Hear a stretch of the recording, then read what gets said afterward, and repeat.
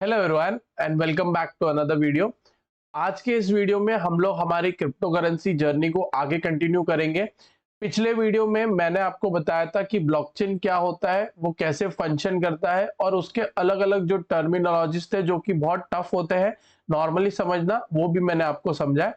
आज के इस वीडियो में हम लोग समझेंगे कि क्रिप्टो करेंसी क्या होती है जो कि ब्लॉकचेन टेक्नोलॉजी पे चलती है। पिछले वीडियो में मैंने आपको नॉर्मली क्रिप्टो करेंसी क्या होता है वो मैंने आपको समझा दिया था, पर आज हम लोग उसका मतलब समझेंगे और आज हम लोग ये भी समझेंगे कि क्रिप्टो करेंसी में टाइप्स क्या होते हैं। टाइप्स को समझना इसलिए इंपॉर्टेंट है क्योंकि क्रिप्टो करेंसी की दुनिया में जो भी क्रिप्टो करेंसीज है उसको अलग अलग टाइप से नेम किया जाता है, उसको अलग अलग कैटेगरी में डाला जाता है। तो आज हम लोग समझेंगे कि किस कैटेगरी में कौन कौन से क्रिप्टो करेंसीज आते हैं। So let's start with the video. तो what are crypto currencies and their types. ठीक है, तो ये वीडियो का यही मोटिव है कि हम लोग समझें कि क्रिप्टो करेंसी क्या होती है और उसकी टाइप्स क्या होती है। क्रिप्टो करेंसी का मतलब क्या होता है, ये पिछले वीडियो में मैंने आपको बता दिया था कि क्रिप्टो करेंसी एक डिजिटल या वर्चुअल फॉर्म ऑफ करेंसी है, क्योंकि ये फिजिकल नहीं है, क्योंकि ये किस पे चलती है, ब्लॉकचेन पे चलती है। और ब्लॉकचेन क्या है, एक डिजिटल मैकेनिज्म है। तो इस तरीके से क्रिप्टो करेंसी इसी के ऊपर बेस्ड है, राइट। तो इसलिए क्रिप्टो करेंसी क्या है, एक डिजिटल और virtual form of currency that uses cryptography. अब क्रिप्टोग्राफी मैंने पिछले वीडियो में नहीं समझाया था, जो मैंने हैशिंग समझाया था, जो हम ट्रांजैक्शन के लिए एक यूनिक कोड जनरेट करते थे उसको हैशिंग बोलते हैं, और हैशिंग के मेथड को क्रिप्टो करेंसी में बोलते हैं क्रिप्टोग्राफी। तो हैशिंग को क्रिप्टो वर्ल्ड में क्या कहा जाता है, क्रिप्टोग्राफी। क्यों क्रिप्टोग्राफी की क्यों जरूरत है, क्योंकि हम लोग को फाइनेंशियल ट्रांजैक्शंस जो भी है या फिर हम लोग कुछ भी कर रहे हैं, जो भी ट्रांजैक्शंस कर रहे हैं या फिर जो भी डेटा हम लोग ब्लॉकचेन में डाल रहे हैं, वो सिक्योर होने के लिए क्रिप्टोग्राफी यूज किया जाता है। और क्रिप्टोग्राफी का एक टेक्निक क्या है, उसको हैश करके उसका एक यूनिक कोड निकालना। तो इसे हम लोग क्रिप्टो करेंसी कहते हैं। क्रिप्टो करेंसी का फर्स्ट जो बड़ा करेंसी और जो फर्स्ट मेजर करेंसी है उसको बिटकॉइन नाम दिया गया है। सेकेंड मेजर करेंसी है वो इथेरियम है। और बाकी के जो करेंसीज है इसमें टोटल 4000 या 4500 प्लस करेंसीज है। तो उसमें से ये करेंसीज भी आती है जिसका नाम लाइट कॉइन और पॉलीगॉन है। डिजिटली आप इसका यूज कर सकते हो, जैसे अभी ई रुपया आया है वैसे ही बिटकॉइन और इथेरियम होते हैं जो आपको डिजिटली मिल जाएंगे और डिजिटली ट्रांसफर होंगे। आपको इसका कोई फिजिकल फॉर्म नहीं मिलेगा, ना आप इसको विड्रॉ कर सकते हो फिजिकली। जो कुछ भी होगा सब कुछ डिजिटली होगा। जैसे अभी ई रुपये होने वाला है वैसे ही बिटकॉइन और इथेरियम है। ओके, तो अभी हम लोग आगे चलते हैं, इसके टाइप्स क्या है। टाइप्स ऑफ क्रिप्टो करेंसी में जो बेसिक टाइप है, ओके, ये बेसिक टाइप है, नॉर्मल पार्लेंस में जो बोलते हैं लोग वैसा टाइप है कि एक होता है बिटकॉइन और बाकी जो भी कॉइन्स है उसको हम लोग बोलते हैं ऑल्ट कॉइन्स। ओके, सो बिटकॉइन क्या है, जो फर्स्ट करेंसी है वो। ओके, बाकी जो भी है, बाकी इथेरियम हो गया, लाइट कॉइन हो गया, पॉलीगॉन हो गया, उसके बाद में सेकेंड नंबर से लेके जितने भी करेंसीज है एंड तक, उसको हम लोग क्या बोलेंगे, ऑल्ट कॉइन्स। तो अगर आप ये सुनो कि ऑल्ट कॉइन्स बढ़ चुके हैं, मतलब क्या हुआ कि जो बिटकॉइन है उसके अलावा जो भी कॉइन्स है वो सब बढ़ चुके, या ऑल्ट कॉइन्स गिर चुके, तो फिर वो मतलब हो गया कि बिटकॉइन के अलावा जो भी कॉइन्स है वो सब गिर चुके। ओके, तो बिटकॉइन और ऑल्ट कॉइन का समझ में आ गया। ऑल्ट कॉइन का फुल फॉर्म सिंपल है, ऑल्टरनेट कॉइन्स। तो नाम देने में इन्होंने ज्यादा दिमाग लगाया नहीं, बिटकॉइन बोला, उसके बाद में बोला कि बाकी सब जो कॉइन है वो क्या है, ऑल्टरनेट कॉइन। ओके, अब इस वीडियो का मेन इंपॉर्टेंट पॉइंट जो हम लोग आज समझने वाले हैं कि क्रिप्टो करेंसी की मेजर टाइप्स क्या होती है। ओके, सो दो मेजर टाइप होता है क्रिप्टो करेंसी को। अगर आप पूरे 4000 करेंसी उठा लो उसमें आपको सिर्फ दो ही मेजर टाइप मिलेंगे, एक होता है कॉइन, एक होता है टोकन। तो एग्जांपल से समझते। ओके, यहाँ पे मेरे पास मैं दो करेंसी को चलते एग्जांपल लेके चलूंगा, एक है बिटकॉइन और एक है इथेरियम। ओके, अब ये दोनों को किसमें बाइफरकेट किया जाता है क्रिप्टो करेंसी, हम लोग ये पूरा समझेंगे। ओके, तो कॉइन का मतलब क्या होता है और टोकन का मतलब क्या होता है वो समझते हैं। Coins are digital currencies that operate independently on their own blockchain network. तो इसका मतलब क्या हुआ कि जो भी मेरी क्रिप्टो करेंसी होगी, ओके, जिसका ओन इंडिपेंडेंट ब्लॉकचेन है, ओके, उसका खुद का एक कोड करके उसने खुद का एक अलग कंपनी बनाया। हम लोग जो नॉर्मली यूज करते हैं वो वर्ड्स यूज करके मैं आपको समझाता हूं कि कॉइन किसको बोलेंगे, कि जिसने अपनी खुद की इंडिपेंडेंट कंपनी बनाई है। ओके, खुद का कोड यूज किया है, खुद का दिमाग लगा के खुद का प्रोडक्ट बनाया है, उसको हम लोग बोलेंगे कॉइन। ओके, ब्लॉकचेन में क्या होगा कि ब्लॉकचेन में इंडिपेंडेंट कोड्स होंगे या फिर इंडिपेंडेंट ब्लॉकचेन नेटवर्क बनाया उसने अपना खुद का, तो उस करेंसी को हम लोग क्या बोलेंगे, कॉइन। ओके, टोकन का मतलब क्या हुआ कि token are digital asset that are built on top of the existing blockchain platform. जो मैंने कंपनी बनाई है, ओके, उस कंपनी के सहारे मैं एक और कंपनी बना रहा हूं, ओके, या फिर उस कंपनी के सहारे कोई दूसरा एक और कंपनी बना रहा है। मतलब क्या हुआ कि मेरा ब्रांड यूज करके वो अपने अपना खुद का प्रोजेक्ट बना रहा है। और ब्लॉकचेन में क्या होता है कि जो आपने नेटवर्क बनाया उसको आप यूज कर सकते, कोई और भी प्रोजेक्ट बना सकते हो।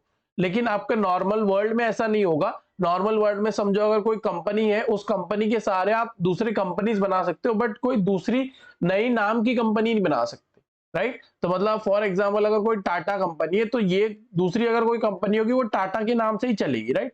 टाटा स्टील हुआ, टाटा मोटर्स हुआ, बट टाटा कंपनी लेके रिलायंस का कुछ नहीं चालू कर सकते, राइट। लेकिन क्रिप्टो करेंसी में क्या होता है कि अगर समझो कोई करेंसी है इथेरियम करके, इसका प्लेटफॉर्म यूज करके मैं बना सकता हूं पॉलीगॉन, राइट।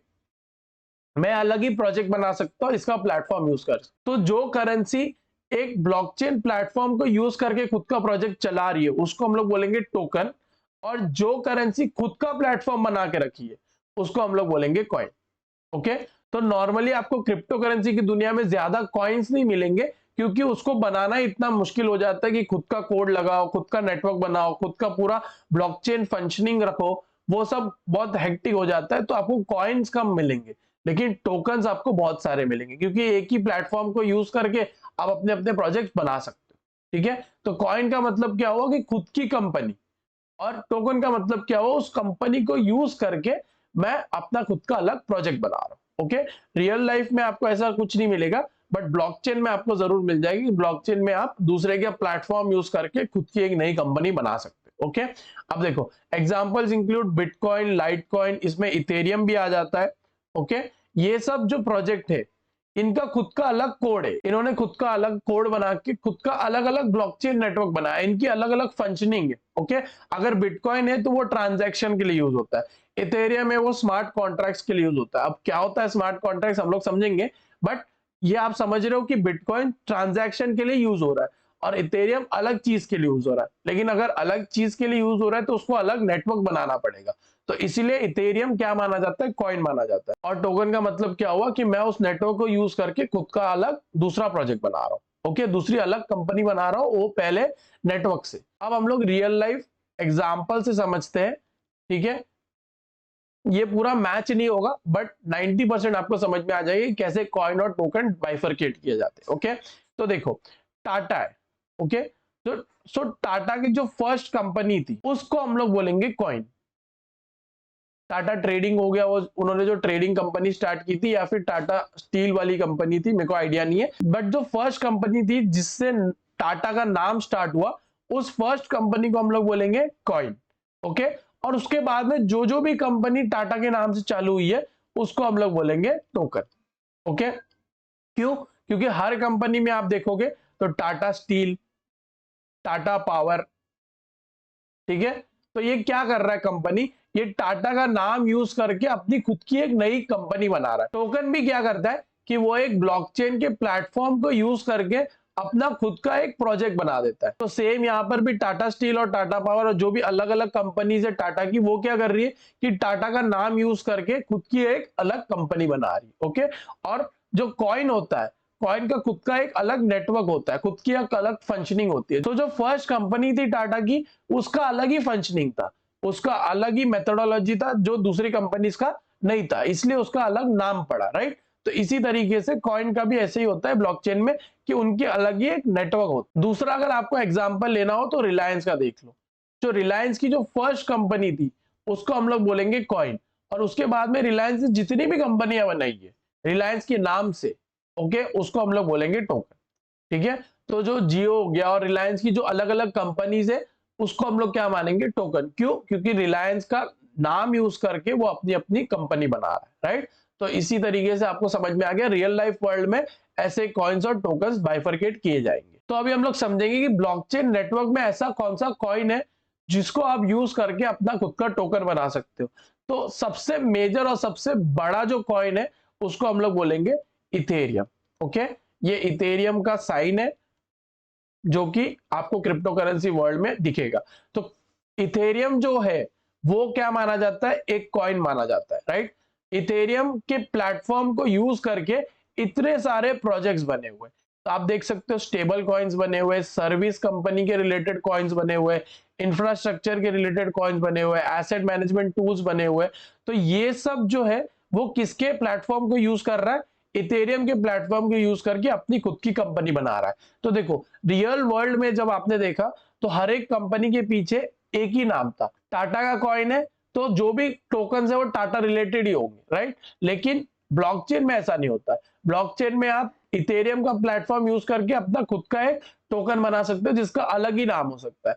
आप यहाँ पर देख लो हर एक टोकन का अलग अलग नाम है, लेकिन उसका इथेरियम से कोई लेना देना नहीं है, बस वो सिर्फ इथेरियम का प्लेटफॉर्म यूज कर रहा है, इथेरियम का नेटवर्क यूज कर रहा है। एक और चीज लास्ट में जो मैं आपको बताना भूल गया कि जैसे अगर टाटा की कंपनी है, ठीक है, तो उसके पीछे क्या आ जाता है, टाटा, राइट। तो अगर टाटा स्टील है तो क्या हो जाएगा, टाटा स्टील।